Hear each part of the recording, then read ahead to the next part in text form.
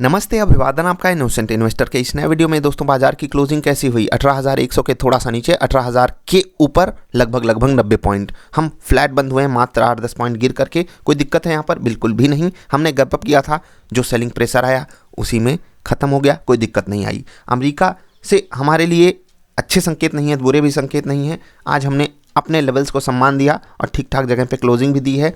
आपको सिर्फ एक बात याद रखनी है बाजार के संदर्भ में, कि जब आप सोचोगे कि बाजार बहुत तेज़ी से गिरेगी या भागेगी, उस दिन अटक जाएगी। जब आप सोचोगे आज अटकेगी, तो उस दिन भाग जाएगी। ठीक है, ठीक ऐसा ही हुआ था। हमने जब एक स्टॉक सेलेक्ट करके आप लोगों को दिया था, 3 अक्षर का, मेरा नाम उल्टा सीधा एक समान, दिवाली पोर्टफोलियो में, इस स्टॉक से बहुत सारे लोगों ने असहमति जताई थी। नाम आप लोग जरूर व्हाट्सएप पे फिर से मैसेज कीजिएगा कि अब आपको कैसा फील हो रहा है। इकलौते स्टॉक ने, जितना भी स्टॉक आपके पोर्टफोलियो में था, चाहे 10,000 वाले में था, 25,000 वाले में था, 70,000 वाले में था, 1 लाख वाले में था, इकलौते स्टॉक ने आपका पैसा रिकवर कर दिया है लगभग 12%। जी हाँ, 12% ये इकलौता स्टॉक भागा है हमारे लेने के बाद। अब हमारे कारण भागा है वो तो आप जानो, बाकी लेने के कारण बहुत सारे स्टॉक्स भागते भी हैं। ठीक, 500 के ऊपर ये क्लोजिंग दिया है। अब आपका स्टॉप लॉस बहुत ज़्यादा सेफ हो गया, मतलब अब आप यहाँ पर इंजॉयमेंट ले सकते हो। लेकिन जिनको सिर्फ प्रॉफिट बुकिंग करना है, 12% मोर देन एनफ होता है। अगर आप स्विंग ट्रेड के लिए हमारा पोर्टफोलियो लिए थे, तो इस स्टॉक में आपको अपनी प्रॉफिट बुकिंग कर लेनी चाहिए। अगर आप सिर्फ स्विंग ट्रेड कर रहे थे, तो ट्रेलिंग स्टॉप लॉस यूज कर रहे हो, तो स्टॉप लॉसेस को आपको अभी भी 480 के नीचे 475-78 के आसपास रखना पड़ेगा। थोड़ा सा दूर है, लेकिन रखना तो वहीं पड़ेगा। आपको मैंने ये स्टॉक्स केवल इसलिए दिखाया, ये वाला स्टॉक, क्योंकि यहाँ से मुझे भी अन्य लोगों की तुलना में उम्मीदें कम थी। मतलब हम लोगों ने स्टॉक जब सेलेक्ट किया, इस स्टॉक से काफ़ी कम उम्मीदें थी, लेकिन ये one of the best performer सामने बनकर आया और तबाही मचा कर रख दी। धमाकेदार परफॉर्मेंस, एक्सेप्शनल परफॉर्मेंस। इस पर मैंने बहुत पुराने समय में एक वीडियो भी बनाई है, जाकर देखिएगा जिनके पास वीडियो है। बाकी अगर आपको कोई तकलीफ होती है पूछिएगा सवाल। चलिए निफ्टी की बात करते हैं। उम्मीद हम जो लगाएंगे उससे उलट बाजार करके दिखाती है। बात करेंगे हमारा निफ्टी ट्रेडर सेटअप पे कैसे रही परफॉर्मेंस। आज के दिन कमाल का, मतलब क्या कहें। अब ऐसे दिन जब आते हैं तो हमको लगता है कि यार कुछ ज़्यादा ही अपनी तारीफ हो रही है, लेकिन ये दिन रोज़ नहीं आता है, तो अपनी तारीफ करना बनता भी है। ठीक, अभी देखिए बाजार खुलती है, ऊपर जाती है, गिरती है। यहाँ पर हमको बाई साइड का ट्रेड मिलता है। फ्यूचर्स में टारगेट हिट होता है, और जब हम कॉल खरीदते हैं 18,200 की, ठीक है, 18,200 की कॉल खरीदते हैं, हमने यहाँ पर बाई किया था। ठीक है, आपको मैं दिखा देता हूँ। हमारा 18,188 ये हमारा नॉर्मल टारगेट बन रहा था। हमको भी लग रहा था 18,190 के आसपास, सॉरी 190, 18,190 नहीं, यहाँ पर 168 रुपये पर हमारी खरीदारी थी। 188 रुपये हमारा टारगेट था, लेकिन वहाँ तक गया ही नहीं, रिवर्स कर गया। कॉस्ट पर एग्जिट करना चाहिए था, लेकिन मैंने यहाँ पर स्टॉप लॉस दे दिया। गलती हो गई। गलती इसलिए हो गई क्योंकि मैंने ट्रेड्स में बिजी था।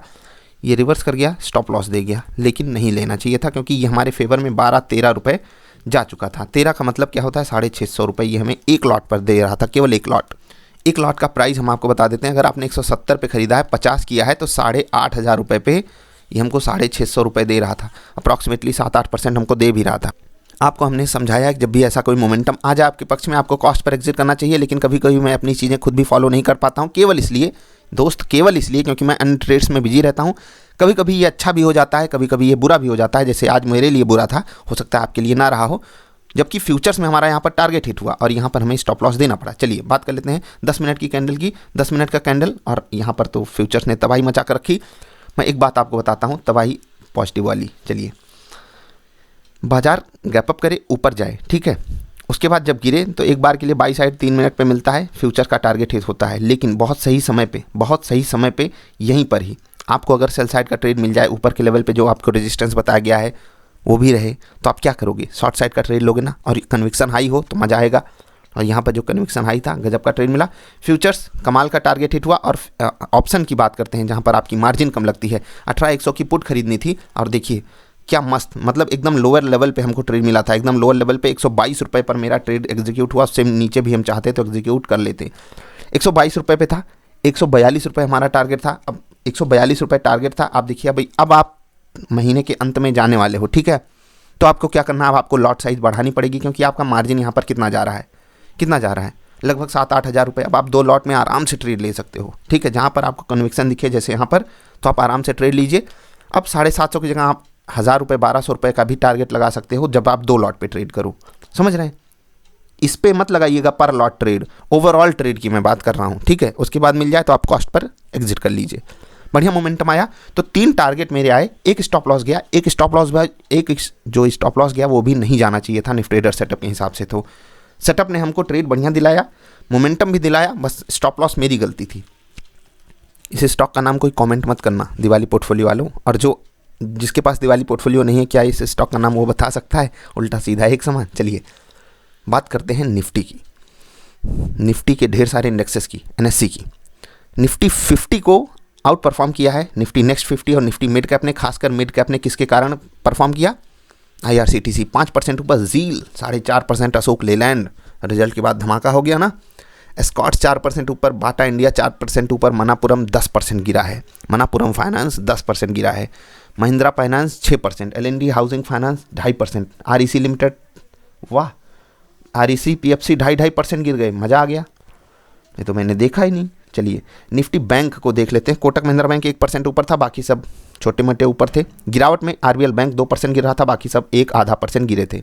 निफ्टी फाइनेंशियल सर्विसेज यहाँ पर भी लगभग वही परफॉर्मेंस थी। मुथूट फाइनेंस 1% ऊपर था, ICICI जनरल इंश्योरेंस 2% ऊपर था, कोटक महिंद्रा बैंक 1% ऊपर, बाकी HDFC बैंक और HDFC MC फ्लैट थे। महिंद्रा एंड महिंद्रा फाइनेंस यहाँ का टॉप लूजर था, चोला फाइनेंस भी 2.5% गिरा, REC PFC पीरामल एंटरप्राइजेस ये सब 2-2.25% गिरे। निफ्टी 50 की बात करते हैं, यहाँ पर लूजर्स पहले देखेंगे। Coal India, Tata Steel, Hindalco, Eicher Motors, SBI Life ये सब गिरे 1.5, 2, 2.5, 3, 3.5 और 4, 4.5% तक।